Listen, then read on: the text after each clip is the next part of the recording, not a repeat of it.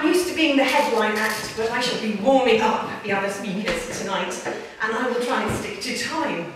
So I want to speak to you tonight about speaking. My specialism is that I teach people how to promote their business through speaking. And I think it's one of the fastest, most effective, low-cost ways of marketing your business that there is.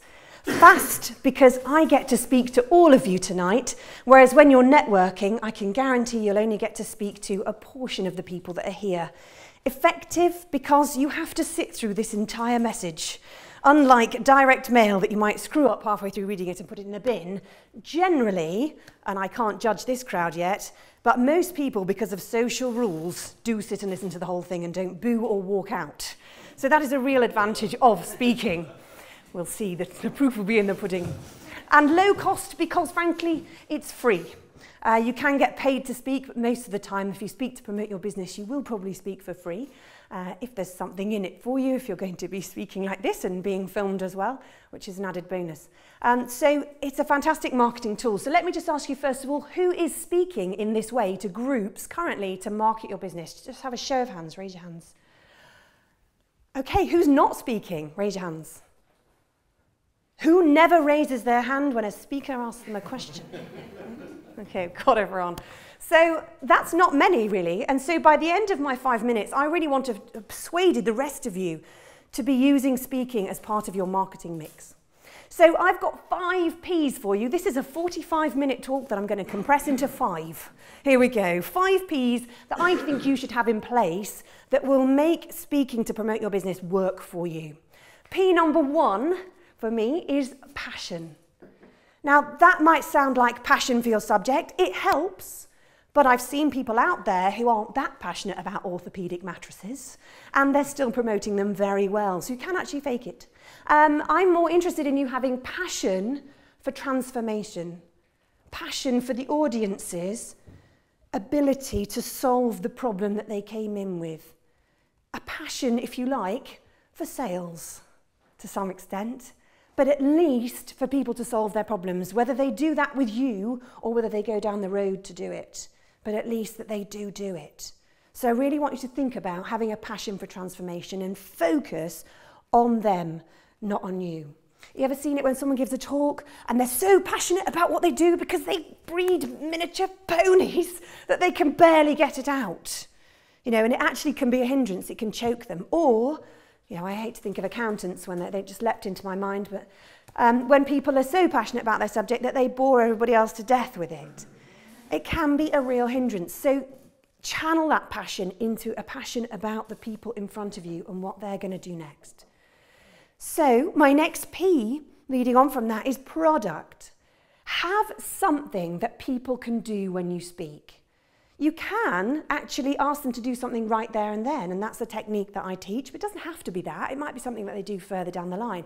But be clear in your own mind what you are offering them as a solution. I know that may seem obvious, but I see so many people get up and speak, and they give a fantastic informational talk, but it doesn't lead to anything. There's nothing that people can do about that. Really, if you're going to whip people into a state of near frenzy, then you need to relieve that by giving them something that they can do, and that is your product. Okay, so third P is people.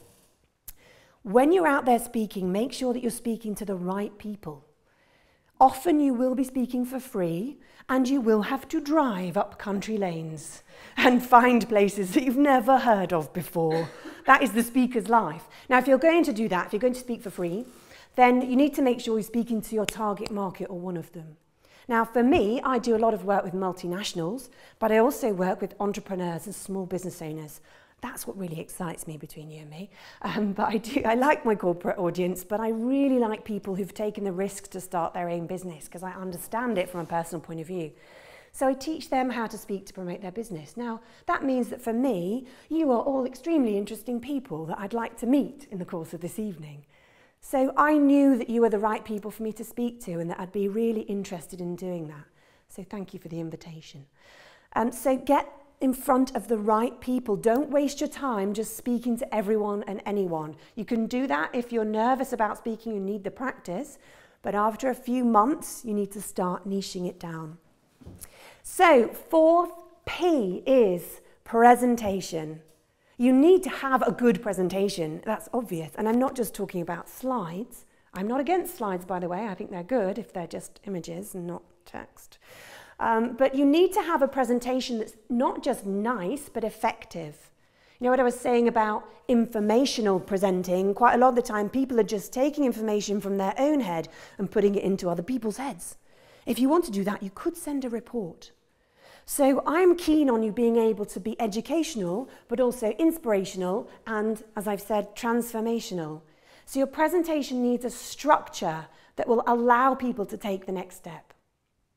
Amazingly, I teach a structure like that. It's called I Promote. It's 5 steps that help you to get people to take action. I teach that in open courses once or twice a year. If you're interested in that, then there are postcards on your table. Isn't that amazing that you could take the next step to do that course? So you can find out more about that. It's called SOS, which is Introduction to Selling on Stage. So that brings me to my 5th P. So we've had so far passion for transformation, product, give them something to do, people, speak to the right ones, presentation, get yourself a structure, whether it's mine or someone else's. I do mind, but I'll say that I don't mind whether you take mine or someone else's. And finally, my 5th P is personality. Given the time that we have, I would just recommend that you have one. Okay. Thank you very much.